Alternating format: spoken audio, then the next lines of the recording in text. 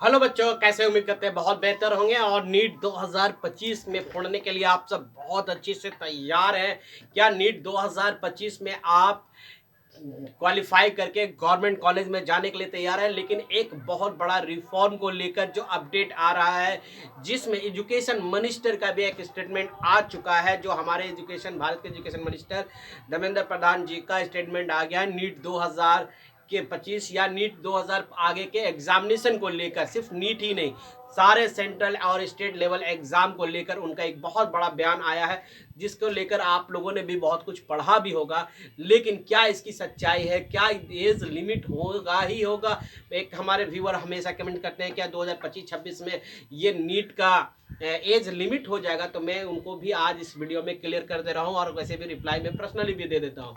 तो आप सभी को मैं बता दूं कि नीट के लिए जो रिफॉर्म कमेटी कहा बैठी था, और उसने जो रिपोर्ट जो एजुकेशन मिनिस्टर को दिया था, उस एजुकेशन मिनिस्टर में जो भी रिपोर्ट दिया गया राधाकृष्णन के द्वारा से, जो इसके सचिव थे 7 सदस्यीय कमेटी के, उन्होंने जो रिपोर्ट दिया तो उसमें से 6 बातों का मेनली जिक्र किया था।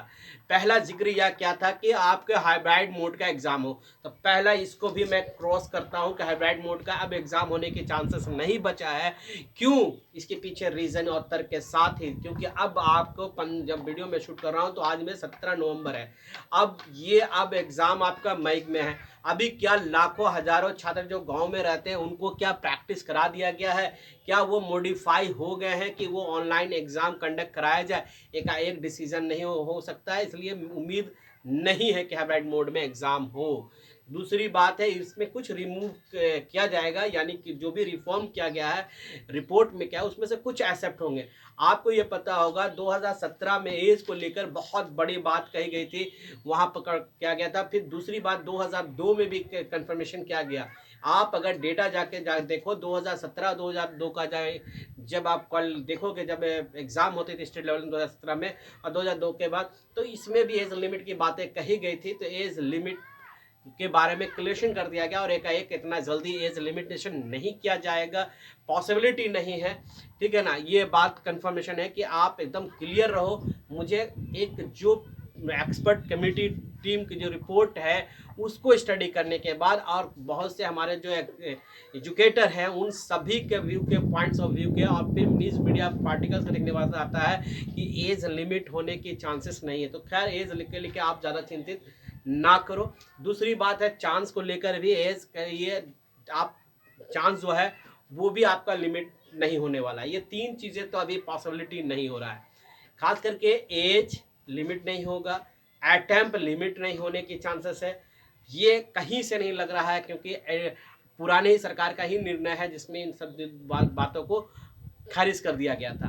अब ये होगा या नहीं होगा, ये अभी बहुत टाइम लगेगा, क्योंकि अभी रिपोर्ट गई है।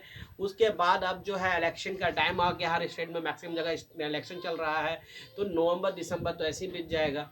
तो इसलिए अभी पॉसिबिलिटी नहीं इस पर रिफॉर्म हो। लेकिन कुछ रिफॉर्म होंगे, जैसे कि सबसे पहला रिफॉर्म यह होगा कि हो सकता है गवर्नमेंट जो है अब जो एग्ज़ाम जो कंडक्ट करे वो गवर्नमेंट कॉलेज में ही करे, स्कूलों में ही करे, ताकि वहाँ के टीचर रेगुलर इम्प्लीमेंट होते हैं। जो कृष्णा कमेटी का रिपोर्ट कहा था उसके अनुसार से ये हो जाएगा कि आपका एग्ज़ाम प्राइवेट में ना हो। ठीक है ना? और एक बार जान लो, 2025 में एग्ज़ाम, खास करके 2025 और 26 की मैं कह रहा हूँ कि एग्जामिनेशन बहुत ही फेयर होने वाला है, जीरो ईरर आने वाला है। ये सारे जो बातें हैं उन पर भी अब हमारे शिक्षा मंत्री ने भी साफ शब्दों में कह दिया है कि जनवरी से जो भी स्टेट और सेंट्रल एग्जामिनेशन होगा तो जीरो ईरर होगा। जीरो ईरर का मतलब यह होता है कि किसी प्रकार की कोई त्रुटि नहीं होगा। ये बातें एग्जाम से रिलेटेड बातें कही गई थी, ना कि एज से लिमिट है, ना चांस की जरूरत है, और ना ही इस बात का इंडिकेट कर रहा है कि आपके रिपोर्ट जो सबमिट हुआ है वो उसको पूरी तरह से मान लिया है। इसमें से कुछ बातों को माना जा सकता है, उस पूरी बातों को नहीं माना जा सकता है। ये मेरा जो एक्सपीरियंस है, 15 टीचिंग का करता हूँ मैं भी, ऑफलाइन ऑनलाइन दोनों करता हूँ, उसके आधार पर मैं कह रहा हूँ। सो गाइज ये चीज़ों को छोड़ दो, अब आपको प्रिपरेशन करो और एकदम जब रिफॉर्म आएगा तो आपके सामने भी क्लियर हो जाएगा।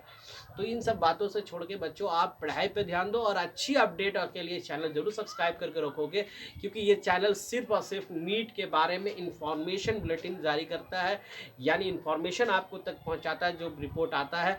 और अच्छी इंफॉर्मेशन के लिए चैनल जरूर सब्सक्राइब करोगे। जय हिंद, जय भारत।